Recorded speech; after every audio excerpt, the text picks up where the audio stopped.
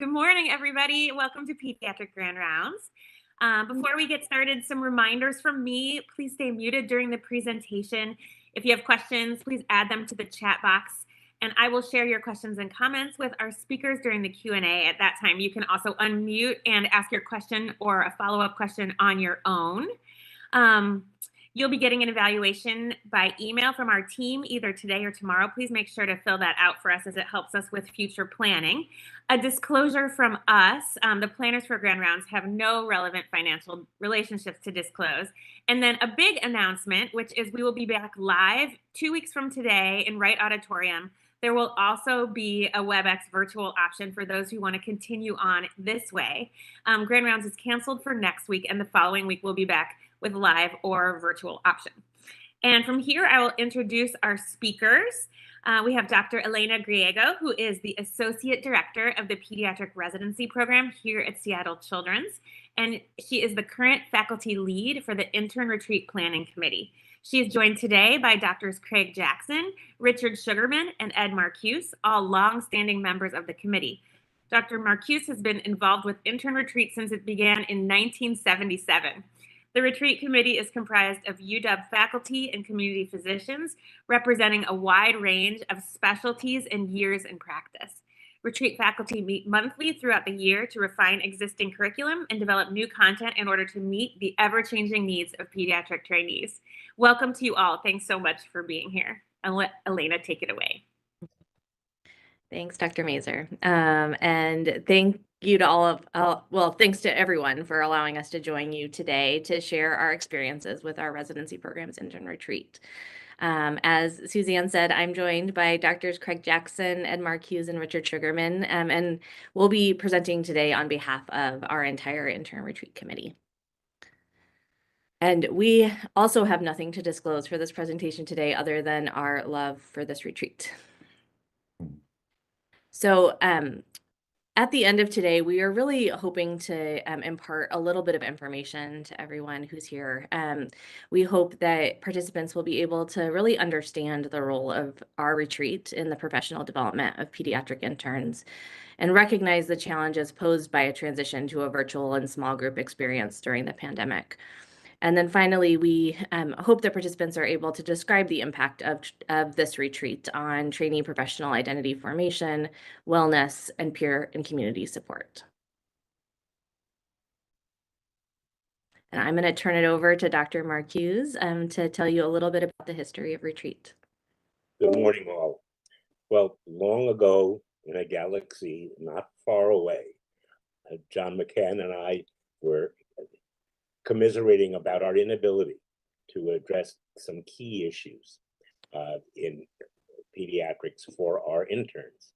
And he mentioned that his brother, who was a United Airlines pilot, was taken offline every 6 months for an entire week to address topics that could not be addressed in other ways. And that was the genesis of the idea for Intern Retreat. We took it to faculty leaders, Abe Bergman and Mike Rothenberg, and you will hear what has happened since. Next slide, please. So it was first in 1977. We had only 13 residents at that time. The retreat was held in the Wedgwood home of a board member who catered the entire retreat herself with fresh baked goods each day. The timing was critical. We wanted to do it before the rainy season, but after the interns had experienced what we called their first crisis of responsibility. You know, wearing a pager, carrying a stethoscope wasn't new and exciting. And for the first time, they had experienced the burden of responsibility. Our original goals are listed below.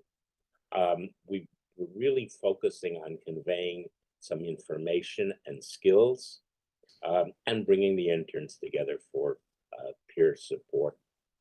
Next slide, please.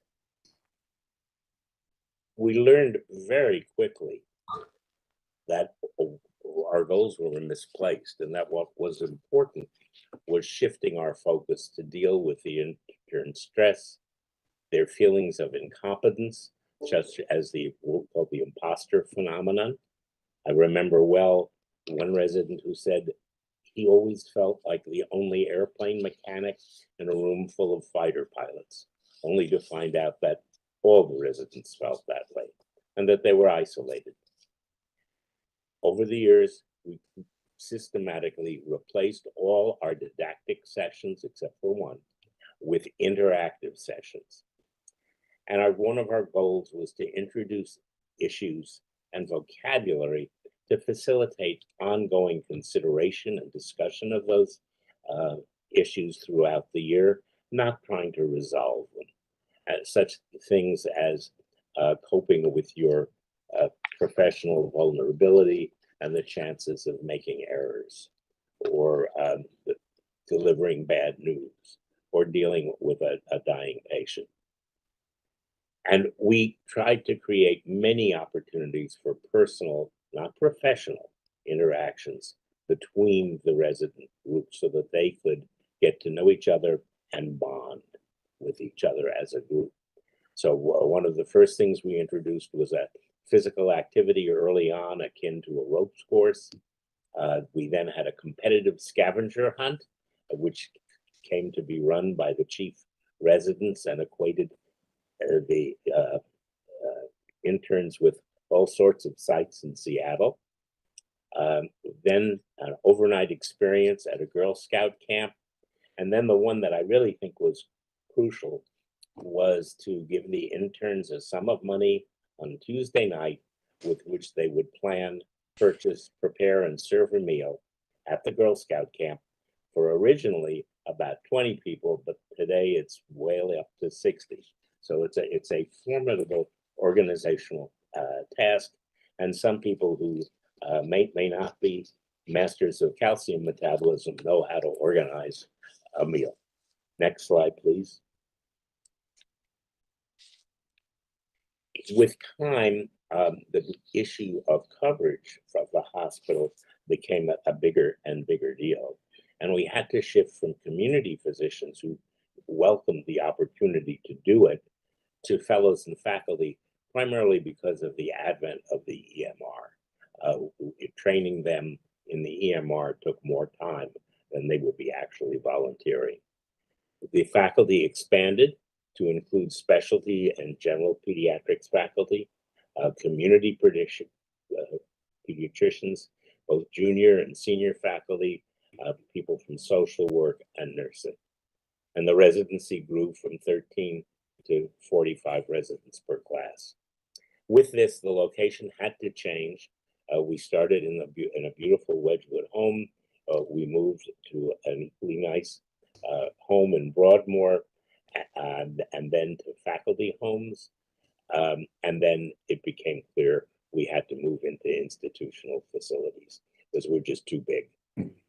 Meals went from home cooked to catered, but the spirit of the retreat was unchanged.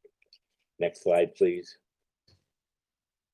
And along the way, we developed two insights which underlie the entire philosophy of intern retreat. And that is what the interns have to bring to their clinical encounters depends on how well they are able to meet their own personal and professional needs. And this is a reason for an investment in the intern retreat by the hospital and by the department. The dividends are paid to our patients and their families. And then equally important, we learned that the interns themselves are the ones best able to help each other meet their own needs if we can catalyze that process by bringing them together, giving them an opportunity to reflect and interact as human beings. Shug, handing it over to you. Thanks, Ed. Well, I think many of you all know that it can be really challenging to do and to publish educational scholarship. So it's really nice to be able to help start this grand rounds with a slide that shows you all some of the really important contributions to the literature from our intern retreat committee over the years. So these are 4 publications in academic medicine and in pediatrics that have allowed us to disseminate our learnings about the intern retreat to educators across the country. Next slide. Just to highlight the impact of these publications, I want to focus on this publication from 2003, the Teaching Professionalism to Residents in Academic Medicine. This was a time when professionalism was really just gaining attention in many areas of medicine. And Eileen Klein had the wisdom to write about our retreat as one potential model for how to teach professionalism to residents. There's a lot of talk about what is professionalism, but this was, how are we going to teach professionalism to residents? And to give you some idea of how important this was, this manuscript was, for academic medicine, one of their top 10 most cited papers for the entire year of 2003. Next slide. So to follow up on that concept of the retreat as a way to teach professionalism to residents, I guess I just want to say that wasn't really Eileen like just making stuff up so that she could get a publication. This retreat really is developed around and focused on teaching professionalism. She was telling the truth. So when you think about these elements of professionalism that are on the screen, we address the principles of honesty and integrity through a session that Doug Deakema leads. He does a session called Everyday Ethics and really focuses right on these concepts of honesty and integrity. We have a session that addresses the principles of passion and empathy. That's led by Kathy Park and Evelyn Sue, and they lead really an in-depth discussion around resident interactions with the parents of patients. And we have parents of patients who come and spend time for an in-depth discussion and then have lunch with the interns. And it's a great way to look at those sorts of issues around compassion and empathy. The principle of self-improvement is addressed through a session that the program director and the chief residents lead every year. And they do a session called Residents as Teachers and Leaders. And then I think really one of the more innovative sessions that we've ever done, when we address the principles of communication and collaboration, Luke Hoffman and Manish Batra every year lead a session where residents and nurses have an opportunity to explore their relationship, their communication, and their collaboration, which is something that when you think about it, we just assume that residents and nurses are going to work together, but there are very few programs in the country that take the time to really take an in-depth look at that relationship and help foster it. And that's one of the sessions that is covered every year in the retreat. Okay, next slide. And then I think the other key element that was mentioned around professionalism, and it's a number of the accrediting organizations around the country, like the Accreditation Committee for Graduate Medical Education, the ACGME, the American Board of Pediatrics, they all call out this concept of professional identity formation. And that has really been a central focus of the retreat since its inception. So professional identity formation is, it sounds a little bit like what folks where I grew up in Alabama would call like, that's a 50-cent word. It's like, what does that mean? But it's really pretty straightforward. The concept of professional identity formation is, I think, articulated pretty well here in this quote from Nancy Spector and Franklin Trim in a handbook from the American Board of Pediatrics. And they say professional identity formation is the moral and professional development of trainees, the integration of their individual maturation with growth and clinical competency, and their ability to stay true to their values, which are both personal and core values of the profession. So the content of retreat is really focused on ways that we can challenge our interns to identify their personal values, identify their personal principles, and think about how they are going to manage those challenges to those principles and values over the course of their training. Next slide.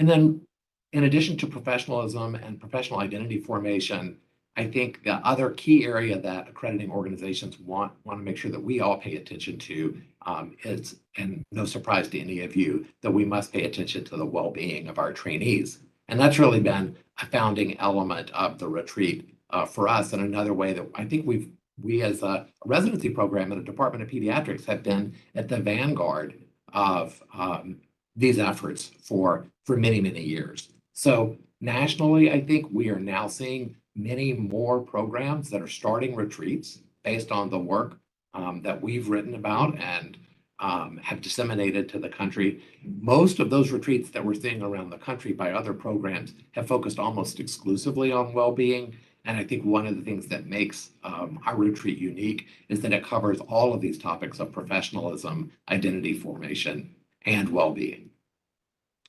I think from there, I'll turn things over to Craig. Great, thanks, Richard. We'll transition from the goals and values of the retreat to the logistics, the details of how do you run a retreat. As was true from its inception, it's based on the early fall of each year, and the interns are completely relieved of all clinical duties for 5 full days. The timing in the fall gives the interns a chance to become accustomed to their new roles and the new setting before asking them to seriously reflect challenging topics and their own identities as physicians.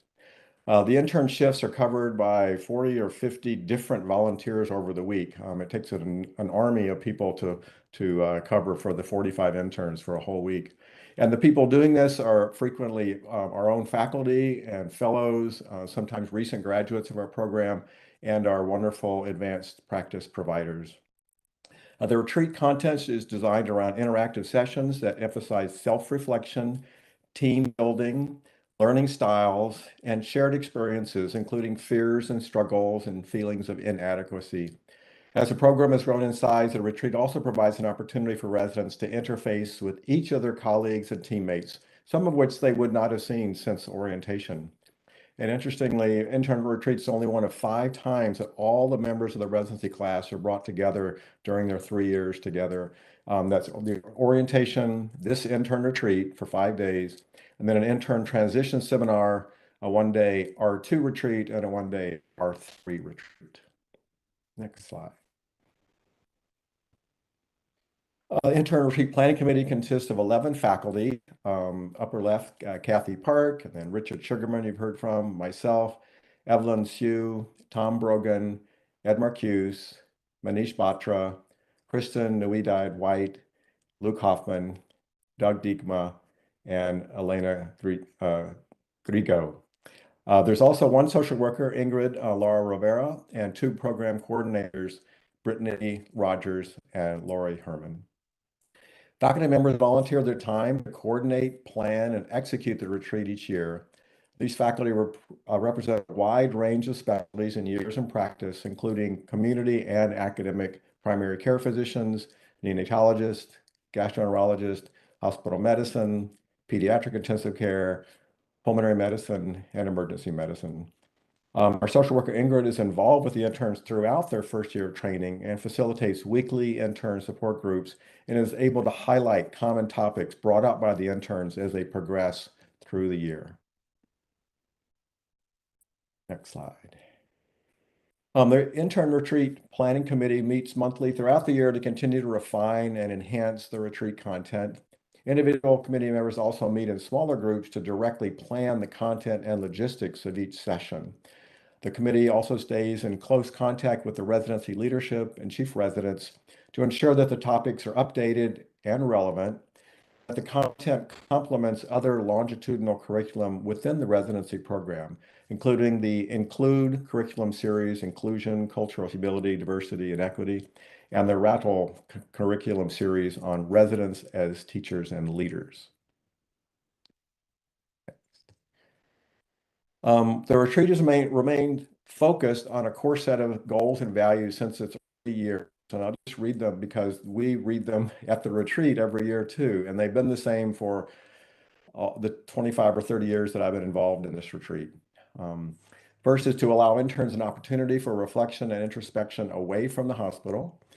to facilitate interns providing support to each other throughout their residency experience by fostering a culture of inclusivity and community, to assist the interns to identify their own professional and personal development goals, and to provide a time, place, and vocabulary to encourage discussion, to reinforce a broad humanistic view of pediatrics and medicine as opposed to a more narrow technical view, to offer introductory information and experience about selected important topics that may not be well addressed during the first year of residency, and finally, to provide an enjoyable, healing, healthful experience. This is the retreat schedule. I know it's too small for you to read, but just to emphasize that it's pretty tightly scheduled. There are short sessions, long sessions. Before COVID, these sessions were held at the Mountaineers up on north of Children's Hospital on Sandpoint Way, at Ravenna Park, which is also near the hospital, and at the Girl Scout Camp, which is out in eastern King County. Dr. Sugarman's already gave you some examples of what the sessions are about with regard to professionalism. And most of them utilize components of both large and small group discussion and reflections. Faculty are present for each of the sessions and facilitate those small groups. And the small groups are randomly assigned for each session to allow each intern to interact with as many of their colleagues as possible during the week. Let's go back to Elena. Thanks, Craig. So to give you a little taste of some of what we do in retreat, we wanted to share a little bit about one of the sessions that has been a part of retreat for over 20 years. And this session really asks the interns to complete a worksheet that states their level of agreement with a series of 15 statements, and that's shown here. They then participate in a large group activity that allows them to visualize their own responses as a class. We have been able to track this data over time and often find that despite the ways in which residency has changed over time, the intern's level of agreement or disagreement with these statements often stays very similar year to year. So, for example, this is one of the statements that has had pretty steady answer or levels of agreement, which is, I frequently worry about my patients when I'm off call and away from the hospital. Our interns also experience feelings of inadequacy when compared to their peers, with over the years, between 70 and 90% of interns agreeing that they often think that other interns know a lot more about pediatrics than they do. While often the breakdown of agreement and disagreement is the same each year, there are other statements that really do have fluctuating responses. For example, for this statement, I'm finding it very difficult balancing my personal life with the demands of residency. You can see that while that was initially a statement that was met with a lot of agreement, that decreased over time, but in the most recent years, we've definitely seen a trend back towards an increasing level of agreement with this statement. So how do we think about retreat and evaluate it and refine it? We've talked about our modifications that we make each year. So at the start of each day, interns are asked to spend between 20 and 30 minutes really providing feedback on the prior day's sessions. They're asked to evaluate the retreat in its entirety at the end of the week as well. They are provided structured time to complete these evaluations to ensure that feedback is received for each session. This feedback is used by the retreat planning committee to adjust content to ensure that it is effectively meeting the retreat goals and objectives that were just shared by Dr. Jackson.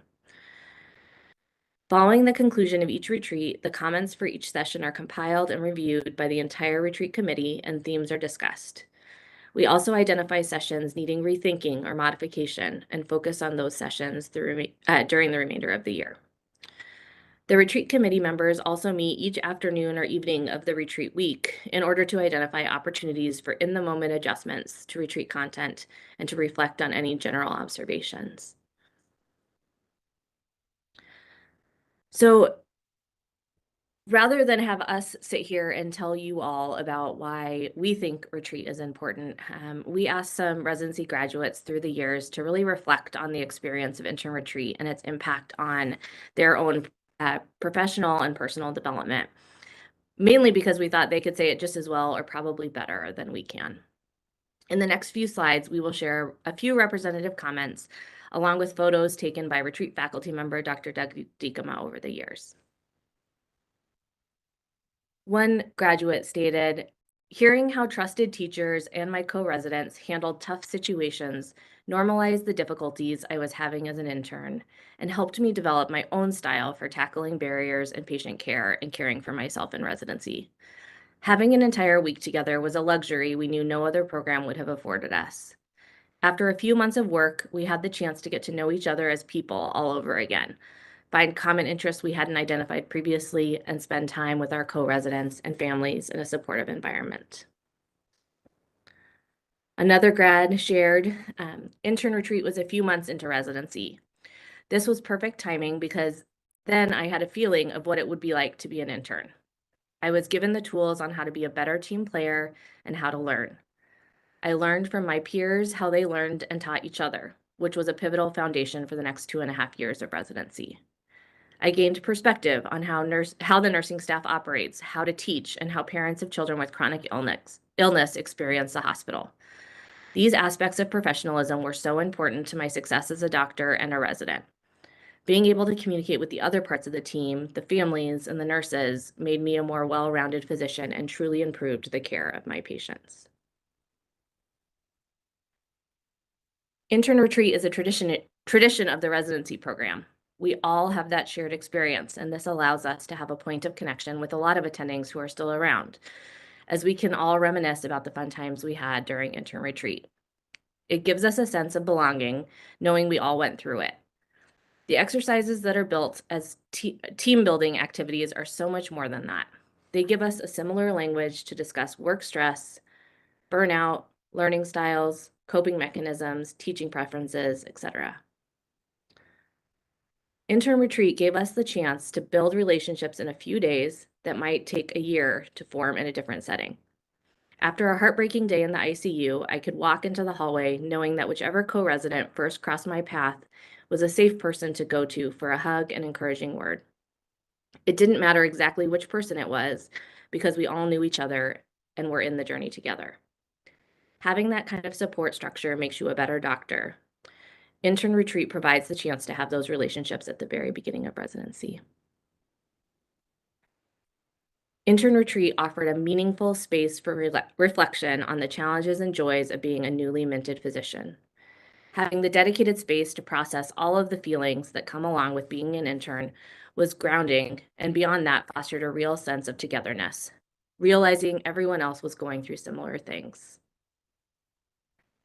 Intern retreat was when our class really got to know each other on a level so much deeper than orientation. Retreat gave us the chance to get to know ourselves better, our personalities, our goals, and the connection with our why. I don't think I realized just how formative this would be until later in residency when I started to lose sight of some of those pieces.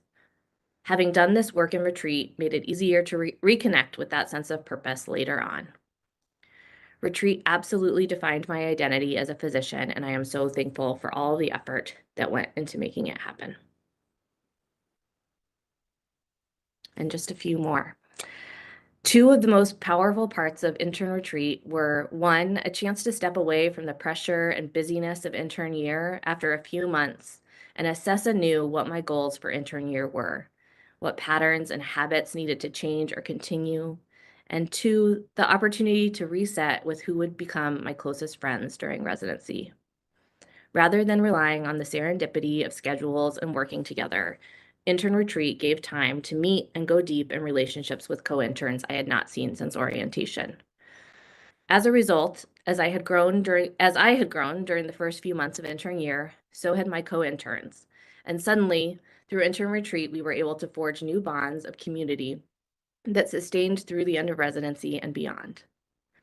Ultimately, intern retreat gave space for reflection and relationship building that is almost impossible otherwise during intern year, since the days are filled with hospital work and family time outside of work.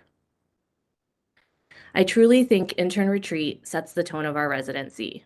We are a place where we will support each other and where we will receive support. we can find that we are not alone in this difficult 3 years of residency. Throughout this time, we will see patients die, we will see families distressed, and we ourselves will experience distress and mistakes will happen. There is a place where we are not alone. We are 45 residents strong. This experience is truly unique. I would suggest that other areas of the hospital take note of it and try to replicate it for their own groups. And finally, from one of our graduates from last year, I have never done a wellness module that impacted my wellness. Being told to sleep or exercise more does not help me achieve any sort of balance.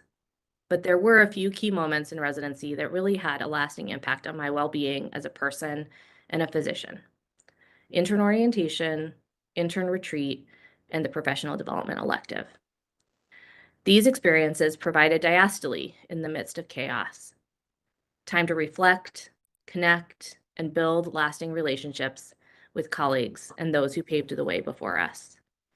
I left intern retreat feeling refreshed, inspired, and committed to my patients, my colleagues, and the entire Seattle children's community.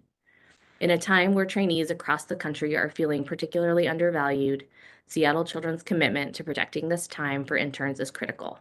It is support through action and not just words. These same themes of connection to purpose, community, and profession come through in session evaluations as well. Here are just a few things shared in the retreat evaluations from just this past September. I loved learning the historical context of the hospitals and city of Seattle. It helped me feel more connected to the place in which we work and better understand how the residency program was developed. It's always amazing to hear where we fit into the history of the program, that this is the 45th intern retreat. It's a great reminder that many have come before us and led the way, and that many will come after us. Now is our time. The group work and getting to know each other's fears and priorities and communication styles was very interesting and memorable. Great chance to talk about personal issues and feel supported. Thought this was the best part of the day and learned a lot about the common vulnerabilities of our interns. Also allowed for deeper connection. Appreciated the honesty and vulnerability it encouraged. I really appreciated the parents' time, openness, and honesty. Also appreciated the diversity of perspectives from the parents and their willingness to go there with us. Such a wonderful session. Many thanks to the wonderful parents who were so kind to meet with us, helped us reframe our work from a much needed human perspective, and retie our work where we sometimes forget the big picture in our attempts to stay afloat to our broader vision and values. And finally, really emotional and useful. Sometimes it feels like our supervisors or elders are perfect. It's a nice reminder that they're not, and we don't have to be and can't be either. I'm going to hand it over to Shug. Thanks, Elena. Well, I think those reflections that you just read out, Elena, are such a great example of, that from the resident perspective, the impact that retreat had. Elena said, should we talk a little bit as a former program director, can you talk about a little bit about the impact that retreat had for those of you who were leading the team in the past? And, I have to say those reflections are just a terrific example of what it meant to us as program directors and APDs to be able to send the interns away for 5 days and to have them take on, these really challenging topics, have these really difficult conversations.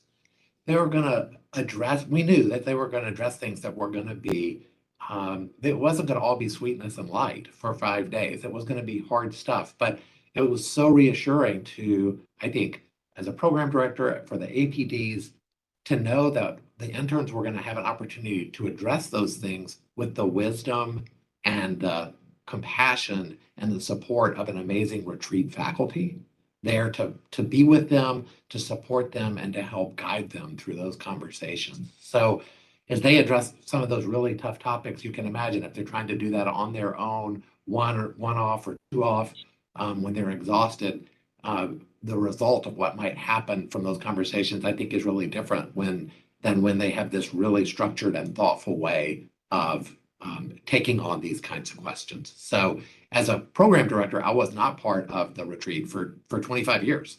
Ed was really wise in saying, Shiv, you can't be part of this. They need time away from you. But boy, I was so thrilled about that they had that opportunity as interns to address these questions with such an amazing team. So, I think there are two key inflection points. As a program director, there are two key inflection points that happen for residents. There's BR and AR, and there's BW, and there's AW. So there's before retreat and after retreat, and then there's before whammy and after whammy. And as a program director, I would tell you that those are the two key inflection points that each of the residents goes through over the course of their 3 years. And before retreat and after retreat, I think, is really so much about the group development over time.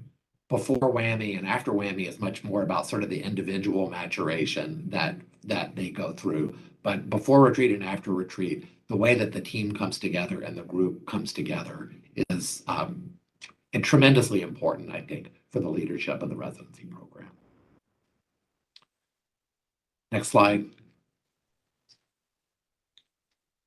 So as we get close to the end of this presentation, I think it only seems right to talk for a few minutes about what we learned trying to make the retreat happen over these last 2 years in the midst of the COVID pandemic.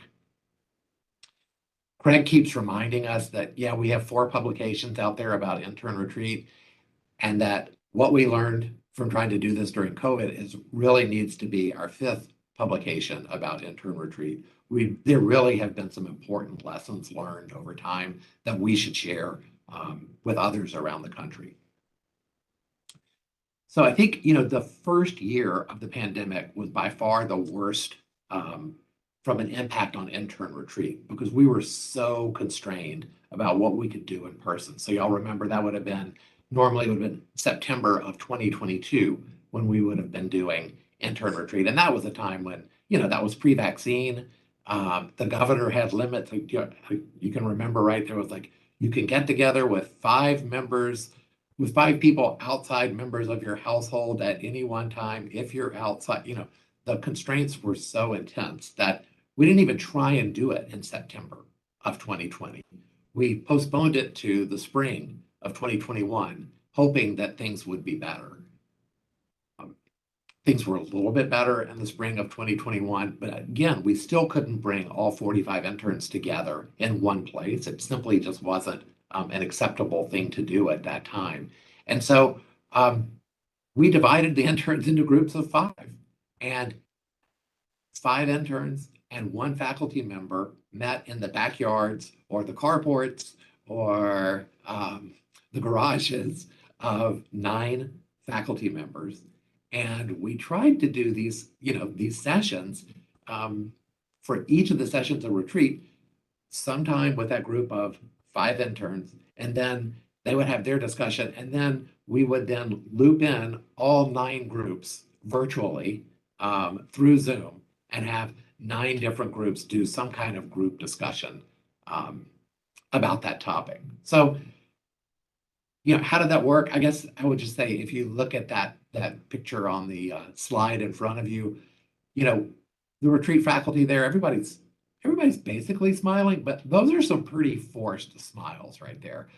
It was a challenge to try and do this in that virtual space, even when we had it broken down into those small sizes. So we made it through. We were able to deliver an experience, but I think we all learned that any way that we could bring them back together as a group of 45 was going to be important. So this past year, in September of 2021, we were able to bring all 45 interns together for retreat again. We everybody did a PCR the day before. You had to have a negative PCR to enter. And then we streamed in families. We didn't want to expose families to a group of 45. We streamed in the nurses because, again, we didn't want to expose the nurses to a group of 45 like that. And it was certainly better than what we experienced in 2021. I think, no question, bringing all 45 of the interns together in one place made a big difference for us.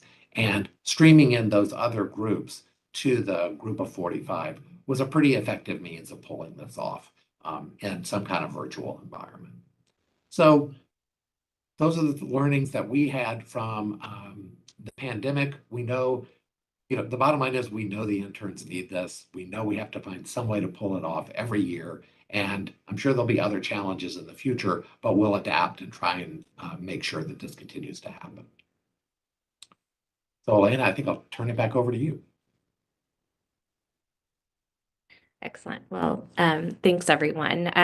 We just wanted to close with a couple of reflections about the longstanding impact of retreat on our residents and trainees and pediatricians. From the earliest retreat, there's been this consistent theme of the impact of this retreat on the bonding and development of camaraderie within the intern class, which is essential in an incredibly trying time in a physician's early career.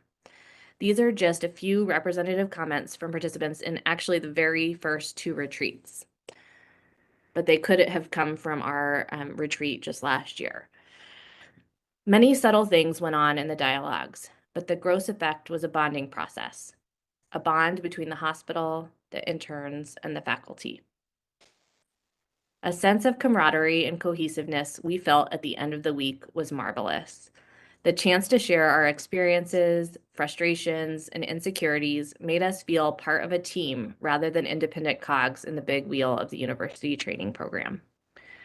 The issues discussed, ones never given time in the hectic days at the hospital, are the ones that in the end will make or break us as dedicated pediatricians in the future. So we just wanted to end by thanking all of you for letting us share our experiences today and some of the highlights of our really unique intern retreat with you this morning. We also want to acknowledge that intern retreat could not happen without the enduring support of the Pediatric Residency Program, Dr. Leslie Walker Harding in the Department of Pediatrics, and Seattle Children's Hospital staff, particularly our APP program.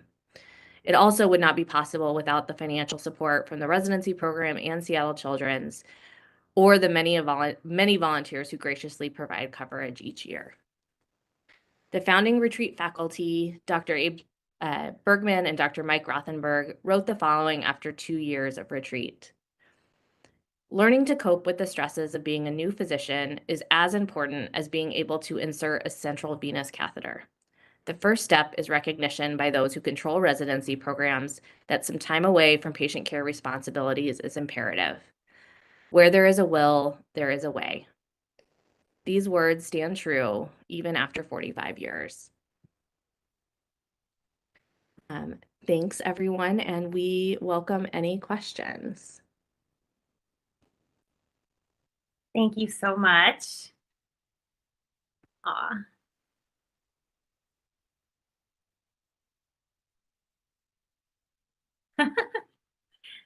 Selvin found herself in the residency class photo. Nice.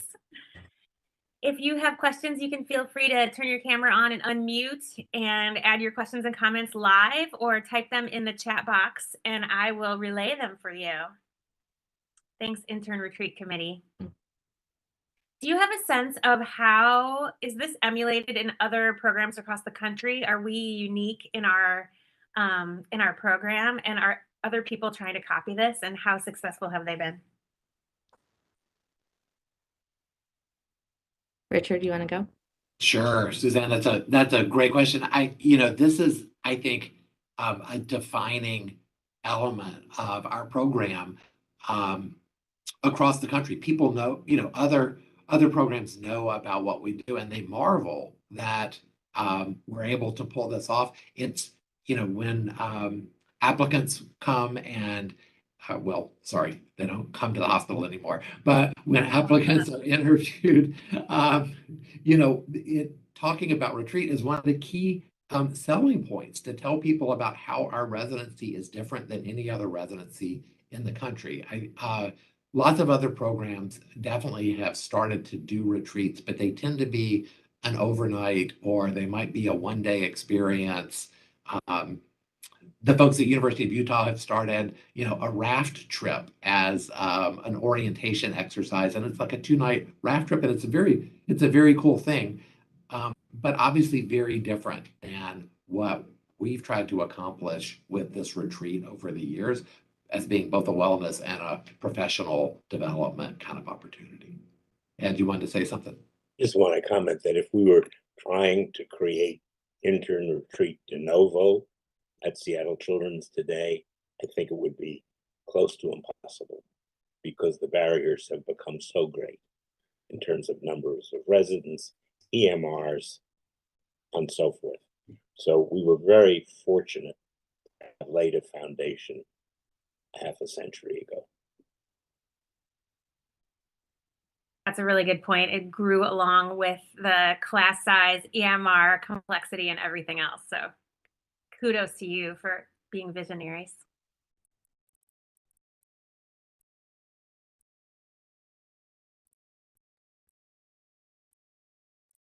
I'll be silent for a minute to see if anybody's brave enough to unmute or type. And then if not, we can let everybody get back to their day. The other thing I'd like to underline is that the broad community of the hospital and department came to support retreat because I think they could see the tangible benefits. And to have that kind of support from a succession of program directors, department chairs, CEOs, and medical directors has been extraordinary. And you never want to say that something you care about is safe, but I think it has been woven into the fabric. Ed, can I just focus on one session, the nursing session? Pre-COVID, we would have somewhere around 30 or 40 nurses join us out at the Mountaineers place for our 40-ish residents. And by having an even number, it was balanced. And so we had small groups of interns and nurses working together on a construction project, which I won't go into the details of, but working together under these circumstances really showed a lot of the stresses and difficulties of working together in the hospital, and it gave them an opportunity to talk about it. And I think the nursing leaders have been very supportive of this session, because it really gives the interns a chance to figure out what do nurses do? What's their life like? How's it like working with interns? And then reciprocally, the nurses learned a lot about what does an intern do? What's their life like? So I would say that relationship and the impact on the nursing services at Children's Hospital has been very, very important. Thank you. From Esther Chung, thank you for all that you do and for sharing the heartfelt voices of our residents. And then a question from Indy: what lessons from retreat could you feed back to faculty to use at the bedside when interacting with residents? I imagine you hear things from the residents in a more honest way than we hear in the midst of patient care. What have you learned about what we can do better? It's a great question, Indy. Elena, can you do that one? Sure. Thanks for asking, Indy. I think it's like everyone said, a really great question. I think for me, as one of the newer members of Retreat Committee, what has been really striking is just this intense desire, I think that we all individually have, but that certainly our interns have as they're entering a new environment with new people and new mentors and new friends and family members, is how important it is for them to be seen as people. And for us to think about and acknowledge and recognize kind of all of the different facets that come into their role as a physician and the way that they come to work every day. And so I think that sounds all warm and fuzzy, but really I think the value of getting to know the interns outside of, oh, you're just my intern for today's shift, is huge. And just spending a couple of minutes trying to get a sense of who they are and what they're hoping for, and what they are striving to be as physicians really can go a long way for us as faculty members and working with them directly in the care of our patients. I don't know if any of the other folks have like additional things that you would chime in. I'd like to just add that I think I totally agree with that, Elena. And part of that is the sense of vulnerability that the faculty have in sharing their stories during the retreat. And so when we talk about death and dying, we share our own stories of what it was like to be an intern and experience death. And what was the impact on us? And how did it affect us later? Similarly, what happens when we made a medical mistake that led to a serious patient injury? How did that change our lives? How did it change the lives of people around us? And I think it just opened up discussions, and I think it helped them help them realize that all the faculty have stories like that, and that we all have stories to tell. And I think we're more passionate about each other and helping each other deal with these challenging times as being doctors. Yeah, if I could just throw in, Indy, I think I'm preaching to the choir and saying this to you, but the EHR has provided a way for all of us to keep our heads buried in a computer through the entirety of our shifts and never look at each other and never talk to each other. And so just that simple act of looking away from the computer screen and turn into the intern next to you and like, how'd you get here? Or like, yeah, what made you choose Seattle? Or just anything that establishes an opportunity for you to learn about them. And as Elena said, to learn about what makes them a unique member of our team.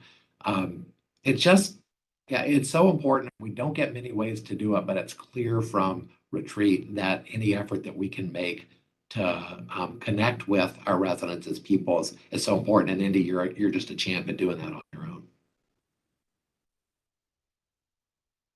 Agreed.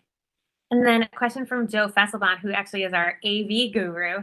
Do you think this type of retreat would be good for other departments at Seattle Children's?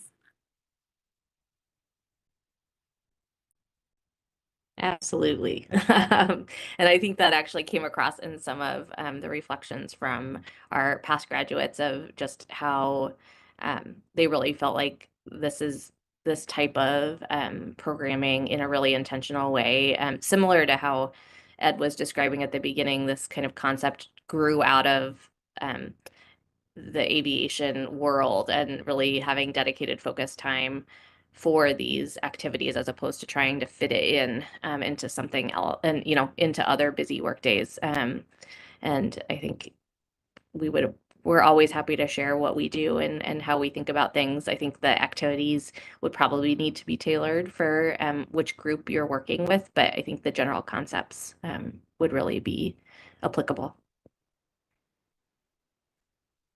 But given what we just said about how it would be impossible to start this today because of all the logistical challenges, I would recommend that a group who wants to do this start small. It'd be nice if you could get everybody in your division, your department available at once. That's probably going to be impractical. And secondly, 5 days is a really hard time to develop the curriculum for 5 days, but also to have enough leaders to lead all the groups for those 5 days. And just having having coverage for 5 days. So I think starting small with numbers of people and duration, try it. A 3-hour afternoon workshop on a topic that would get people talking about things that really are bothering them. And critical to us was being very explicit about our goals. And it took a while to come up with the ones that we have and that have endured. And I think the other critical thing is listening to the attendees. We carefully listen to their feedback on every single session, every year, and we make changes based on what they tell us. Thank you. Dr. Bruner has an interesting idea. And Cora, if you want to come off mute, you can. Have we thought about putting this together as an ongoing quarterly podcast with resident and faculty involvement? It's a good You idea. knew I'd do something like this. I honestly feel like I love this whole concept, and half a century is like super awesome, but I think we also need to think more forward in terms of consider putting something together that folks can be interviewed or talk about it or come up with ideas collectively versus once a year or or everybody together once in their 3 years or for a week. I'm happy to help spearhead this. I've done a lot of this work with the Academy of Pediatrics, and I'm not as nimble with tech as many of our younger providers are, but I just feel that so much of what y'all have been doing should be disseminated, not necessarily, yes, in a publication, but also to the broader community for like in the moment learning and reflection. Cora, I love that idea. Can I ask you a question?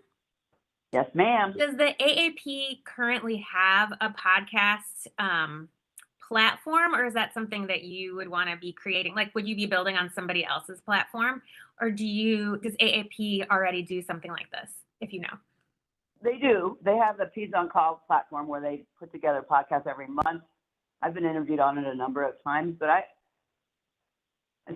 there is a way of doing it, but I really think we're onto something here, and so we could create and be spearheading this in a way that others could to see and emulate some of the wonderful things that have already been done, and then get input from others in terms of collectively projecting this into the future for people to watch. As many, they've done the retreat, but then they kind of forget some of the stuff they've learned. But if they could pull up and look at or listen to a podcast and be able to tap into other resources later that they might have forgotten about what they actually learned during the retreat, or want to reflect on as they progress through residency. And it's like in perpetuity up on our site, but would be a .org site that others could see.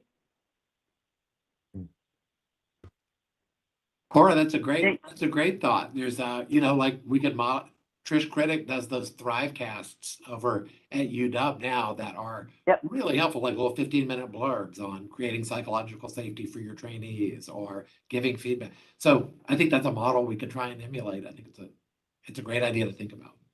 Yeah, Thanks. And Ed, we can start with you, interviewing you as to why it all began.